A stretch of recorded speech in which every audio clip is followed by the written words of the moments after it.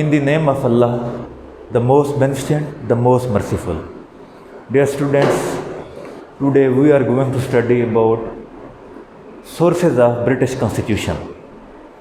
यानी British constitution के ज़राए वो कौन से सोर्सेज हैं जिनसे ब्रिटिश कॉन्स्टिट्यूशन की डेवलपमेंट हुई है, ब्रिटिश कॉन्स्टिट्यूशन फार्मूलेट हुआ है, वज़ा हुआ है. British constitution is not a static constitution, यानी एक जामिद कॉन्स्टिट्यूशन नहीं. It has gone through different periods of evolution. In that period there were different sources from which it has been formulated. First sources is constitutional landmark. यानी landmark किसे कहते हैं? Constitutional आइनी landmark बहुत शाहकार किस्म की, बहुत बड़ी किस्म की कहते हैं कि लैंडमार्क जजमेंट है, बड़ी वो है, उस हवाले से एक आप कह लें पिवोटल किस्म की है, मरकज़ी किस्म की. ये कॉन्स्टिट्यूशनल लैंडमार्क्स हैं, यानी आइन के हवाले से आइन को नया पैटर्न देने वाले, आइन को नया ट्रेंड देने वाले जो अवामिल हैं उन्हें हम कॉन्स्टिट्यूशनल लैंडमार्क्स कहते हैं. उनमें सबसे पहला जैसे है मिसाल के तौर पर मैग्ना कार्टा 1215 में आया था, जिसमें उस दौर के किंग ने वो एक प्रॉमिस किया था रियाया के साथ कि उनको ये हकूक़ मिले. सेकंड पिटीशन ऑफ राइट्स है, बिल ऑफ राइट्स है, इस तरह से ये एक्ट ऑफ पार्लियामेंट है. इन्हें हम कहते हैं कॉन्स्टिट्यूशनल लैंडमार्क्स. ये कॉन्स्टिट्यूशन के क्या हैं? लैंडमार्क्स हैं. इन लैंडमार्क्स से ब्रिटिश कॉन्स्टिट्यूशन की डेवलपमेंट हुई है. सेकंड सोर्स स्टैचूज़ हैं. ये अहम सोर्स हैं स्टैचूज़. इन्होंने डबल एज काम किया है. Once they have played role in development of British constitution. Secondly they have played their role in coordination of different institutions of the state. मिसाल के तौर पर हैबियस कॉर्पस एक्ट है, ये स्टैचूज़ में आता है. रिफॉर्म एक्ट है, जुडिकेटर एक्ट है, ये स्टैचूज़ में आते हैं. तो ये सेकंड सोर्स हैं स्टैचूज़. थर्ड सोर्स इसका कॉमन लॉ. कॉमन लॉ वो लॉ होता है जो कॉमनली प्रिवेल करता है, यानी एक सोसाइटी में, एक मुल्क में, एक कौम में जो मुरवजा कानून होता है उसे आम तौर पर जो राइज कानून होता है उसे कॉमन लॉ कहा जाता है. तो कॉमन लॉ मसलन प्रीरोगेटिव of the crown, right of trial by jury and freedom of speech.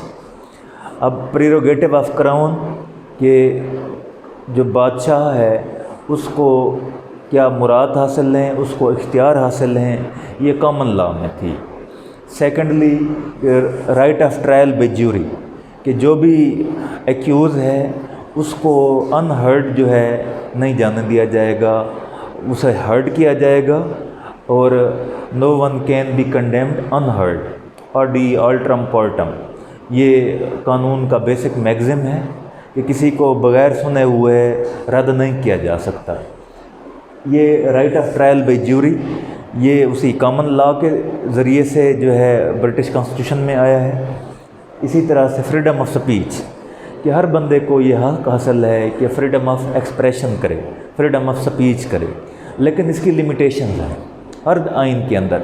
हर आइन में ये आज़ादी है, हमारे आइन में भी है, लेकिन सब्जेक्ट है.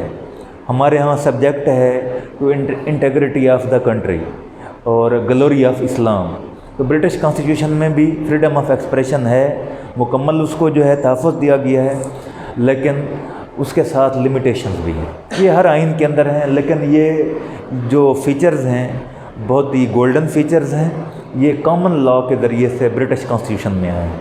अलबत्ता बरतानिया में मुकम्मल इज़हार राय की आज़ादी जिसे कहते हैं कि वहाँ पे कोई जो है रोक टोक नहीं, आप कुछ कहना चाहें, बोलना चाहें, वो एक ही जगह है लंदन में जिसका नाम है हाइड पार्क.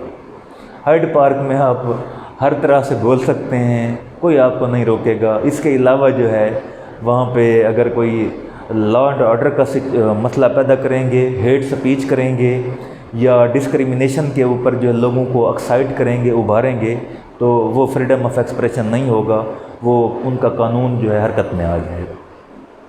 تو کامن لا تھرڈ سورس ہے۔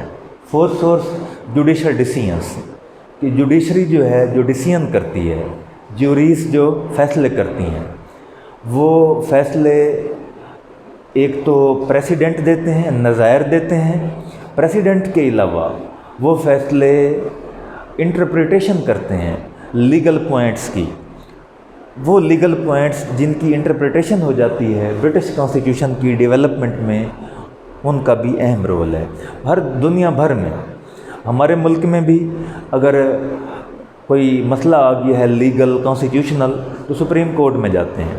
سپریم کورٹ نے اگر اس کی انٹرپریٹیشن کر دی ہے، جس طرح سے کر دی ہے، وہ تمام لوور کورٹس کے لیے بینڈنگ ہو جاتا ہے، تمام انسٹیٹیوشن کے لیے بینڈنگ ہو جاتا ہے۔ اس طرح سے وہ کہہ سکتے ہیں آپ law made by the court. Basically تو لیجسلیچر بناتی ہے، مقننہ آئین سازی کرتی ہے، لیکن اس کی انٹرپریٹیشن بعض ایسے لیگل پوائنٹس آ جاتے ہیں جن کی انٹرپریٹیشن کورٹ کرتی ہیں، اعلیٰ عدلیہ یا سپریم کورٹ عدالت عظمیٰ کرتی ہے۔ تو برطانیہ میں بھی ایسے جوڈیشل جو ڈیسیژنز ہیں، یہ these are the important source of British constitution. Fifth conventions یہ بیسیکلی کیا ہیں؟ کسٹمز ہیں یا انڈرسٹینڈنگز ہیں، یعنی کسٹمز جو رواج ایک پڑ جاتا ہے، یا یہ انڈرسٹینڈنگز ہیں ایز ٹو دی موڈ، اس موڈ کے لحاظ سے ان وچ members of legislative body exercise their discretionary authority, جس کے لحاظ سے جو لیجسلیٹو باڈی کے ممبرز ہیں اپنی ثواب دیدی اتھارٹی کو استعمال کرتے ہیں، تو وہ کیا ہوتے ہیں؟ کسٹمز ہیں یا وہ انڈرسٹینڈنگز ہیں۔ یہ ڈیفینیشن جو ہے کنونشنز کی، یہ ڈیسی ایک فیمس جورسٹ ہے، اس نے کی تھی۔ اس طرح سے کنونشنز بھی ففتھ اہم سورس ہیں برٹش کانسٹیٹیوشن کا۔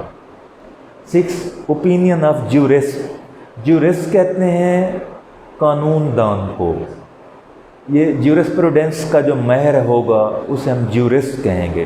دنیا بھر میں دیکھیں بے تحاشا جو ہے نیم ہمارے سامنے آتے ہیں، وہ نیمز جو کیا کہہ رہے ہیں، چمک رہے ہیں ان دی اینل آف دا ہسٹری، تاریخ کی جو ہے اگر ہم صفحات پہ دیکھیں ڈفرینٹ نیمز ہیں۔ مثلا آسٹن ہے، ڈیسی ہے، برٹش کانسٹیٹیوشن میں اگر ہم دیکھیں سالمنڈ ہے، ہالسبری ہے، جے ایس مل ہے، ایٹسیٹرا وغیرہ وغیرہ۔ اور ان سے ہٹ کے بھی دیکھیں بے تحاشا جو جورسٹ ہیں دنیا بھر میں، ہر ملک کے لحاظ سے اس کے کانسٹیٹیوشن اور انٹرنیشنل جو لاز ہیں ان کے جو ماہرین ہوتے ہیں ہم انہیں جورسٹ کہتے ہیں۔ جورسٹ کی اوپینینز کو اہمیت دی جاتی ہے۔ تو برٹش کانسٹیٹیوشن کے لیے جو ایک اور اہم سورس ہیں وہ اوپینینز آف جورسٹ ہیں، ان کی اوپینینز کے اوپر برٹش کانسٹیٹیوشن کی ڈیولپمنٹ ہوئی۔ سب سے آخر میں جو اہم سورس ہے وہ اسٹیچوٹری رولز ہیں، جو مختلف جو ہے اتھارٹیز نے بنائے ہیں۔ مثلا میونسپل باڈیز رولز بنا دیتی ہیں، اور ان کے علاوہ یونیورسٹیز اپنے رولز بنا دیتی ہیں، یا جو وہ وہاں کے کاؤنٹیز کے جو ادارے ہیں وہ اپنے رولز بنا دیتے ہیں۔ تو یہ سارے رولز جو ہے یہ پھر برٹش کانسٹیٹیوشن کی ڈیولپمنٹ میں انہوں نے اہم کردار ادا کیا ہے۔ تو these are the 7 sources which has played a pivotal role, a vital role, a central role in development of British constitutions۔ تو ہم اسے کنکلوڈ کریں گے کہ by concluding we can say that there are some sources from which British constitution has been developed. First is constitutional landmarks, second statutes, third common law, fourth judicial decisions, fifth conventions, sixth opinion of jurists, seventh statutory rules made by municipal bodies, authorities۔ تو یہ وہ sources ہیں جن کی وجہ سے British constitution جو ہے اپنی موجودہ ایگزسٹنگ فارم میں دنیا کے سامنے اور برطانیہ کے اندر جو ہے رائج ہے۔